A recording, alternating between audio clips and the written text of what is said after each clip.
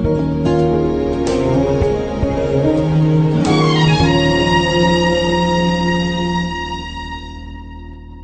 اسف اشرف بقطعك. احنا معانا المستشار مرتضى منصور. طيب يعني احنا كنا لسه بنتكلم في ده. اهلا بيك سياده المستشار. دكتور كرم، ازي حضرتك؟ ازي حضرتك؟ استاذ اشرف، ازيك؟ سياده المستشار، ازي حضرتك يا فندم؟ بخير، ربنا يخليك يا فندم. انا ليا ملحوظه يا دكتور. اتفضل. حضرتك لما كلمتني قبل كده قلت لي انت بتعمل مداخلات مع مصر كلها ما عدا انا. فاهم؟ انا بس عايز اقول لك اللي بيحترم الاعلام وبيرد يهاجموه، والمتعالي على الاعلام وعامل مناخيره الكبيره دي انه في السماء، واخد بالك، للاسف بيحترموه. لكن انا هستمر ان انا ارد على الاعلام ايا كان هذا الاعلام، لان من حق حضرتك ومن حق الملايين اللي بيشوفوك يعرفوا من المصدر الرئيسي لاي نادي المعلومه الحقيقيه. دي طبعا احنا عارفين كده من حضرتك، عشان كده انا يمكن المداخله النهارده يعني هطلب من حضرتك بعض اسئله سريعه وعاوزين اجابات، وانا عارف ان حضرتك في منتهى الصراحه ويعني بتقول اللي حضرتك شايفه صح بدون اي مجاملات. حضرتك هل فعلا الزمالك اتقدم بشكوى لاتحاد الكوره في موضوع احمد الشيخ ولا لا؟ لا طبعا يا فندم اتقدم. احنا ما كناش هنشتكي الولد دون. ايوه. لكن احنا تقدمنا بشكوى لما قال لادبه في روزا اليوم، مجله روزا اليوم المحترمه، وقال نادي الزمالك فوتني ورب العرش نجاني، كاننا نار جهنم بالظبط يعني. وبعدين بعديها على طول راح جاي في اخبار الرياضه، ودي كلها مجله محترمه وصحيفه الاخبار الرياضه محترمه، وقال انا استخرت ربنا ولو قعدت 100 سنه وادوني مليونات الدنيا مش هلعب في الزمالك. وطبعا قله الادب دي مش هتجيب معانا نتيجه، فاضطرينا طبعا نقدم فيه شكوى لانه ولد قليل الادب وصفيق. بس هل جاء في وقت وتم الاعلان ان الزمالك هيسحب الشكوى من اتحاد الكوره لان هو علشان ما يزودش الاحتقان؟ هل الكلام ده صح؟ شوف يا دكتور، احنا عملنا الاتي. احنا طبعا احنا قبل سحب الشكوى بحوالي 3 4 ايام في كلام مع الساده الافاضل المسؤولين في الدوله. احنا برضو عايشين في دوله اكيد، والناس طبعا يهمها، انت داخل على انتخابات برلمانيه، وطبعا انت عارف ان في ناس اصلا بتتربص بمصر. واكبر حزبين في مصر هو الاهلي والزمالك، او الزمالك والاهلي. تمام. فانا كنت متفق مع السيد الوزير ان انا هعمل تنازل. فجت المناسبه ان السيد الوزير كان مستضيفه الاستاذ خيري رمضان في قناه السي بي سي يوم الخميس اللي فات. يوم الخميس اللي فات مظبوط. فانا عملت مداخله كان فيها الاستاذ حسن المستكاوي رئيس نادي وادي دجله، وانا حتى قلت له انت من النهارده رئيس نادي وادي دجله، لن اقبل انك تنتقدني. تمام. لانك انت صحفي فوق دماغي. وهو طبعا كده شايف دلوقتي انا قلت له الكلام ده رسمي بيني وبينه كده في التليفون، قلت له انت ناقد من حقك تنتقدني، لكن دلوقتي انت رئيس نادي بقى له 4 سنين في الحضانه، انا رئيس نادي بقى له اكتر من 100 سنه، فحضرتك هتنتقدني هرد رد قاسي. فمن فضل حضرتك يبقى دلوقتي انت بقيتش ناقد، تحولت الى، هو طبعا لكل احترام والتقدير استاذ حسن. وكان قاعد طبعا الاخ طارق يحيى، وكان قاعد الاخ عبد العزيز عبد الشافي. تمام. انا فوجئت الاخ عبد العزيز عبد الشافي في الكلام كده انه طبعا في فرق ان انا اتكلم معاك دلوقتي يا دكتور كرم وبيني وبينك صداقه، في فرق ان اتكلم معاك وقاعد جنبك وزير الشباب والرياضه اللي بيمثل الدوله. تمام. فهو قال كلام يعني كل ربنا يهديك، انت محتاج تعتذر لكل مصر، كلام عبيط يعني كده. فانا طبعا لو رديت عليه يعني وهزقته كاني بهين الراجل الوزير اللي قاعد. فانا حتى اتريقت عليه وقلت له خلاص ربنا هداني دلوقتي وانا بتنازل عن الشكوى، وشكوى التنازل كان موجوده من الاول. هو الاخ ساق فيها بقى، واخد بالك، ونسي ان هو اللي مكلمني. خلي بالك تاني كلام واضح ان اخوه شرق عبد الشافي يعني تاني تآمر على جلاله الملك عبد الله ملك السعوديه، وكان رايح مع فرقه من ليبيا يقتلوه، فاتقبض عليه واتحبس. تمام. كلمني انا عشان اتكلم مع الاخوه السعوديين، وانا فعلا اتوسطت وطلعته، لكن انا ما كنتش اقدر اقول الكلام ده في وجود الدوله. لان اي كلمه فيها اهانه ليك وني بين الدوله. هو ساق بقى هبل على الشيطانه، وكل يوم يطلع في البرامج ومش عارف يكلم مين في نادي الجزيره، انا اللي اتصديت، ولد عندنا فاشل اسمه حقود جاسر قال لك الذي تصدى، والكلام العبط اللي اتقال ده. تمام. لكن انا كنت واخد قرار ان اتنازل. ليه بقى؟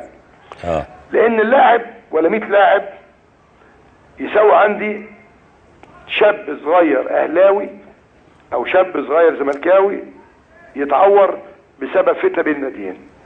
ده كلام محترم جدا جدا. فانا بحافظ على اولادنا هنا وهنا، خلي بالك، بحافظ على اولادنا هنا وهنا. غيري مش عايز احافظ المشكله. فاحنا كل اللي عملناه ايه؟ طبعا كان التنازل مكتوب، تمام، وطلع في بيان محترم. حتى انا قلت ان الصغائر مش هنلتفت ليها لان الكبير ما بيبصش للصغائر. طب انا اتنازلت، تمام. رد الفعل يا استاذ اشرف ممدوح ايه؟ رد الفعل الطرف الثاني لو العكس عكسنا القصه. أيوة. لو انا هعمل شكر على الاقل هقول انا بشكر النادي الاهلي المحترم اللي تنازل عشان وقت الفتنه. العكس حصل، قال لك احنا مكملين. اصل اسامه خليل عندنا اللي قفل التحرير وقفل الفرسان وهيقفل دوره في الاهلي، احنا مكملين. يا ابني انا اتنازلت، انت اللي عايز تعمل مشكله. قال لك لا احنا ما عندناش مشكله مع الزمالك، مشكلتنا مع اتحاد الكوره. مين اتحاد الكوره؟ قال لك محمود الشامي. طب انت يا دكتور كرم انت راجل اتحاد كوره وراجل في اتحاد الكوره بقالك فتره. محمود الشامي دون اهلاوي من راسه ورجليه. محمود الشامي ده عضو عامل في النادي الاهلي. محمود الشامي ده كان واقف في انتخابات الاهلي معلق يافطه او لافته الاخ طاهر وقائمته. يعني محمود الشامي ده لو ظلم وعنده ميل وهوى يبقى اللي تابع الاهلي مش الزمالك، تمام. وقبليها قال لك لجنه الحكام ظلمه، عصام عبد الفتاح اهلاوي. قال لك لجنه المسابقات ظلمه، عامر حسين اهلاوي. طب اجيب لكم ناس من المريخ وقال ما ينفعش يا دكتور كرم ان عشان نلعب في مكان معين وانت مش عايزه يلعب هنا ينسحب. لاعب لا يتوقف، لا تشيله الوقف ينسحب. احنا مش نلعب سكه على الواقف وسكه على الماشي. ده نادي كبير يا جماعه، ده النادي الاهلي الهرم الكبير، تمام. فاحنا اتنازلنا. حضرتك عمل ايه بقى؟ قال لك رافض التنازل. عشان كده اللغط اللي حصل اول امبارح في لجنه التظلمات. بس حضرتك ما اتنازلت مش علشان النادي الاهلي خالص. حضرتك اتنازلت علشان البلد وعلشان الكوره. وانا قلت ايه؟ اخلاصا للوطن. بال حضرتك يا دكتور كرم مكتوب كده في الاخر. اخلاصا للوطن وحبا للوطن بتنازل عن هذه الشكوى عشان ما فيش اصغر كده بالحرف كده اصغر مشجع في النادي الاهلي او الزمالك يصاب بمكروه بسبب الفتنه بين في اكتر من كده بقى. المفروض حضرتك تاخد الخطوه دي وتديني 10 خطوات قدام بقى. قال لك لا ويعتذر، ما اعرفش يعتذر، سيبك من الكلام العبط ده بقى، هنشوف مين هيروح يعتذر تاني، مش مشكله دلوقتي. المهم فانا بعت الناس من عند الشؤون القانونيه يوم الجلسه اللي كانت اول امبارح تقريبا. تمام. للسؤال سياده رئيس اللجنه الموقر يا قاضي يا جليل، حضرتك ليه عملت الجلسه بعد 4 ايام؟ هو مش حضرتك لجنه التظلمات دي مده التظلم 15 يوم؟ تمام. هيقول لي اقول له طب مش حضرتك انا شاكي وممكن اجي في اليوم ال 15 وحضرتك عامل النهارده اجي اروح انا عامل تظلم ومقدم مستندات جديده؟ هيقول لي بس انت يا اخ مرتضى يا نادي الزمالك انت متنازل. اقول له ماشي انا متنازل، بس النادي الاهلي قال ايه؟ قال انا رافض التنازل، تمام. فانا بسال سيادتك سؤال تساله النادي الاهلي. حضرتك قول لي يا اهلي حضرتك موافق على التنازل ولا مش موافق؟ حضرتك موافق على التنازل يا دار ما دخلك شر. بس التنازل هنا يا سياده المستشار اللعيب وقع فعلا الناديين ولا ما وقعش؟ وقع. طيب يبقى انا شايف ده، ويمكن ده وجهه نظري الشخصيه، ان التنازل هنا ملوش مكان. لا لأن المفروض اللاعب يتعاقب، لان في لائحه بتقول ان ممنوع ان اي لاعب يوقع للناديين في وقت واحد. كلامك مظبوط، لكن انا الشاكي يعني احيانا في النيابه العامه، انا كنت رئيس نيابه ورئيس محكمه. في النيابه العامه احيانا ولد مثلا يسرق امه وابوه خلاص. فبدي قرار بحفظ بقال وجه لاقامه الدعوه لعدم الاهميه. يعني ايه عدم الاهميه؟ ده ولد من الاسره والاب ومستقبله هيضيع، تمام.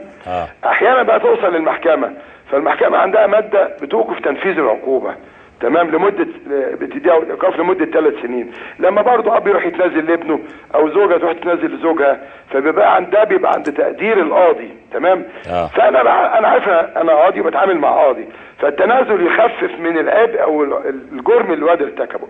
لكن الراجل رئيس اللجنه عمل ايه بقى؟ راح بقى جاب لي النادي الاهلي قال له رد لي على الشكوى دي على ضوء تنازل الزمالك. هيبعت حاجه من اللي يقول له لا انا رافض التنازل، يبقى احنا مكملين معاك.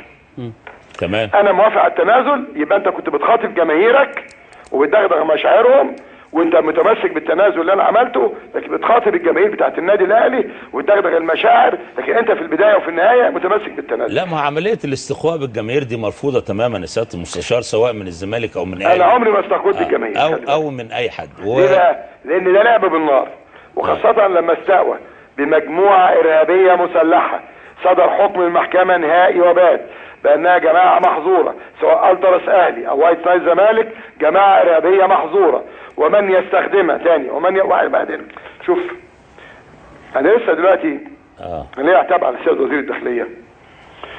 هو توفيق عكاشه. ايوه يا فندم. وحضرتك قبضت عليه يا سياده الوزير عشان قضيه سب وقص بينه وبين زوجته متنازله فيها في 3/12. لما يكون يا فندم انا مبلغ سيادتك العيال الارهابيين اللي ركبوا الطياره وعلى مسؤوليتي شتموا رئيس جمهوريتك، على مسؤوليتي تاني، على مسؤوليتي انا، وشتموا جيشك وشتموك انت كشرطه وشتموا القضاء المصري، سيبك مش شتمت انا اعرف اخد حقي انا بنفسي، تمام؟ وهبلغ حضرتك، وحضرتك منهم 4 مطلوب القبض عليهم في قضيه اقتحام نادي الزمالك، وحضرتك تلاقيهم من المطار يخرجوا من المطار. هو في ايه في المطار عند حضرتك يا سياده الوزير؟ ده غير اللي حرقوا اتحاد الكوره وغيروا نادي الشرطه قبل كده ومعروفين، ورغم ذلك ما حدش جه جنبهم.